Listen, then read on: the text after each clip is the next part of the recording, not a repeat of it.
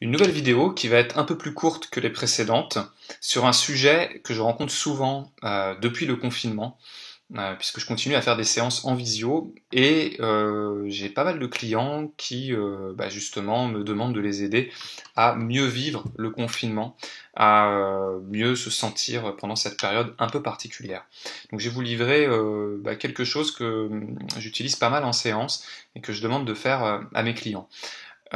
Déjà, la première chose, c'est de pouvoir identifier ce qui est contrôlable de ce qui ne l'est pas.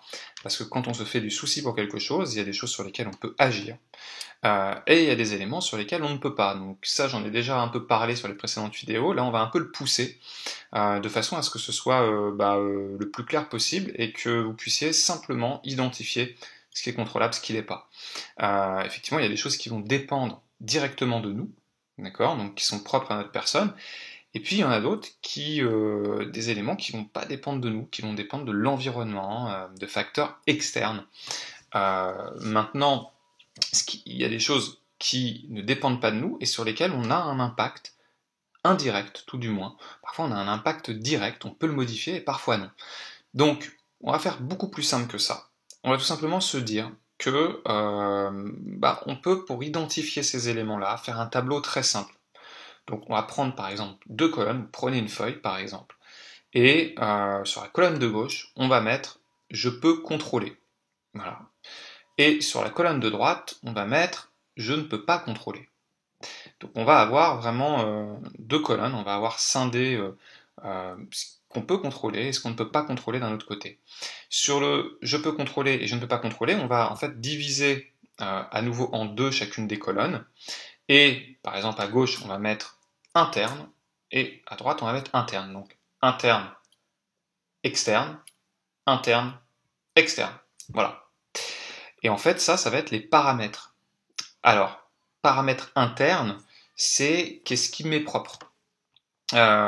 Exemple. Par exemple, on va prendre le paramètre interne que je peux contrôler. Ce qu'on peut contrôler, par exemple, c'est là où on décide de porter son attention. Typiquement, en période de confinement, mon paramètre interne, c'est je décide quelle chaîne de télé je mets. Est-ce que je m'abrutis sur BFM? Est-ce que je joue à me faire peur, à écouter le nombre de morts qui défilent? Ou est-ce que, je sais pas, je me distrais, je mets une émission qui me vide la tête, je regarde les anges de la télé-réalité, par exemple, pour oublier un petit peu la période actuelle, j'en sais rien, mais en tout cas j'ai un pouvoir là-dessus, c'est interne, je choisis, voilà, j'ai le choix.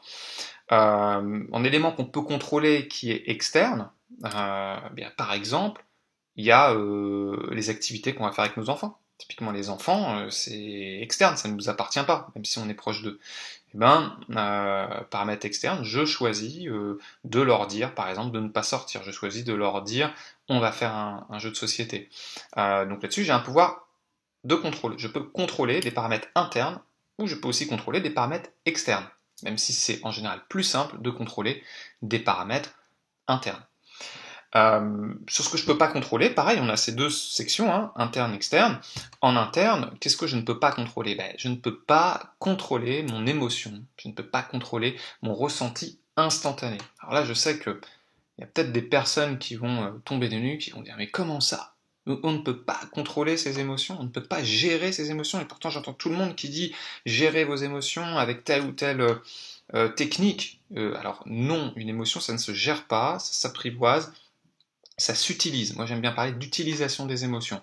Une émotion, on peut l'orienter, on peut la transformer, mais une émotion qui arrive comme ça, par exemple on vient de faire une action, on ressent quelque chose, ça ne se contrôle pas. Si ça se contrôlait, ça serait mental, ça serait pas de l'émotion, d'accord? Donc, je parle de l'émotion instantanée, le ressenti instantané, il ne se contrôle pas. C'est un paramètre interne, ça m'est propre, mais je ne peux pas le contrôler.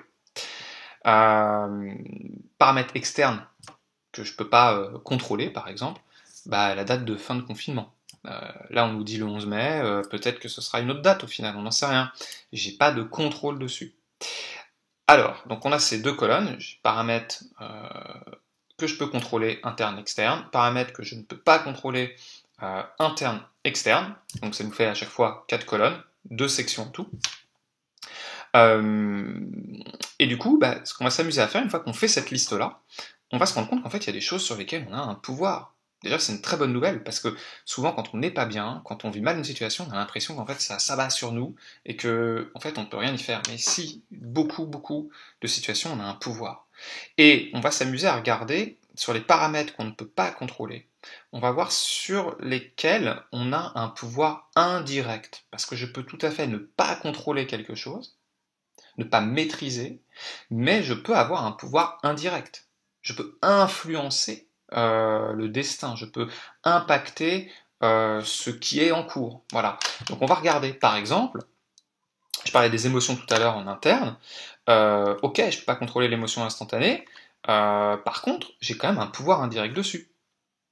Le pouvoir indirect dessus, eh ben, c'est par exemple de choisir de porter mon attention autre part. Choisir peut-être avant de porter mon attention autre part, déjà d'écouter mon émotion, première étape. Je l'écoute, je me dis tiens, qu'est-ce qu'elle me dit, qu'est-ce qu'elle me raconte, et puis après, une fois que j'ai bien pris le message de l'émotion, je porte mon attention autre part. Ou alors, voilà, je me sens pas très bien, par un pouvoir indirect que j'ai, je peux aller me détendre, aller faire une sieste, aller me reposer, en parler à quelqu'un. J'ai un pouvoir indirect sur la chose que je ne peux pas contrôler. Euh, sur les paramètres externes, par exemple, moi j'ai beaucoup de clients qui, par exemple, s'inquiètent de la santé de leurs proches. Ils disent ah ouais, mais je suis dans des angoisses parce que je me fais du souci sur la santé de mes proches. Donc, santé des proches, par exemple, c'est un paramètre externe qui est incontrôlable, on est d'accord. Bah, là, on va essayer de voir, on va essayer de ramener en contrôlable. Donc, on va se dire ok, ce paramètre il est incontrôlable, la santé de mes proches, mais comment moi je peux agir dessus? Quel pouvoir j'ai dessus? Eh bien là, on va se rendre compte qu'on a quand même du pouvoir. Par exemple, on va se dire, quel pouvoir indirect j'ai dessus? Bah, peut-être que je peux les appeler. Je peux prendre des nouvelles. Je peux aussi moi-même être exemplaire dans mon confinement pour ne pas propager le virus. Et du coup, bah, la prochaine fois que je vais aller les voir, je serai plus rassuré pour leur santé. Donc c'est de voir dans ce qui est incontrôlable, ce sur quoi on a quand même un pouvoir d'action. Il y a des choses sur lesquelles on n'aura pas de pouvoir d'action. Et là, je suis désolé de vous le dire, s'il y a des choses vraiment vous identifiez qu'il n'y a pas de pouvoir d'action, il n'y a qu'une seule solution. C'est d'accepter que ce ne soit pas contrôlable. D'accepter que on n'a pas une emprise sur tout. Alors, pour ça, il y a plein de manières de faire. Hein. C'est souvent une tournure d'esprit à acquérir, d'être vraiment dans l'acceptation. On parle de résilience souvent.